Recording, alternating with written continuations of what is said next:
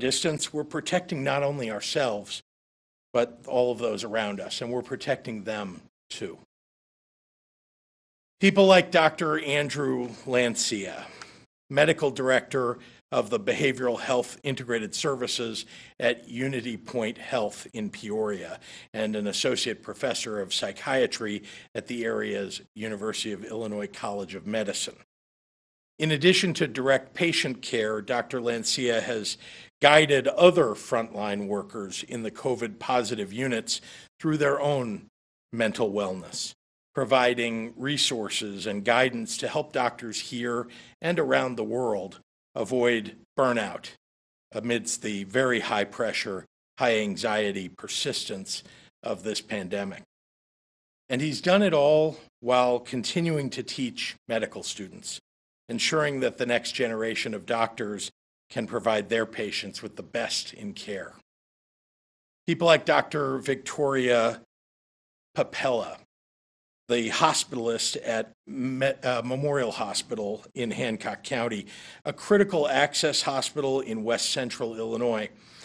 She covers emergency department shifts, works the clinic, serves as medical director of the hospital's 60-resident senior campus, and during this recent surge, a resident of the hospital herself. Dr. Papella has moved a cot into her office because she's now on call 24/7, managing critical care and keeping up with all the latest research, and doing it all humbly, with no interest in any fanfare. Or Jennifer Orozco, the Director of Advanced Practice Providers at Rush University Medical Center in Chicago. In her role, Jennifer organizes all available providers, from residents to fellows to physicians to advanced practice providers, throughout the hospital, ensuring that the hospital could properly care for as many COVID-19 patients as possible. In other words, Jennifer basically runs the hospital's pandemic air traffic control system, and she does it also while organizing Rush's testing services, which has now reached over 100,000 individuals. And then there's Roxanne Stell, the Chief Nursing Officer at Abraham Lincoln Memorial Hospital in Lincoln, Illinois. Roxanne routinely works extra hours, not just to support her patients, but to have the backs of her nursing team as well. Day and night, she answers colleagues' questions, facilitates patient admissions and transfers, and jumps in to cover staffing shortages whenever necessary. She truly leads by example.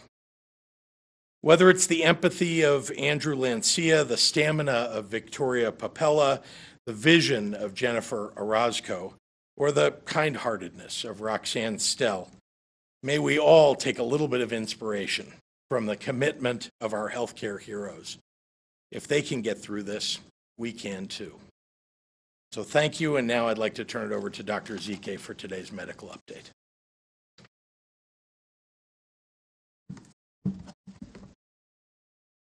Good afternoon and happy Friday.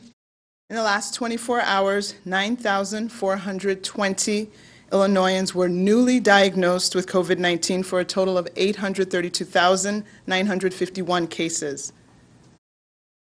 Over the last 24 hours, we've gotten reports of 190 individuals who lost their battle with COVID, and that brings the total number of lives lost in Illinois to 14,050. Overnight, 5,141 individuals were in the hospital with COVID, 1,081 were in the ICU, and 635 were on ventilators.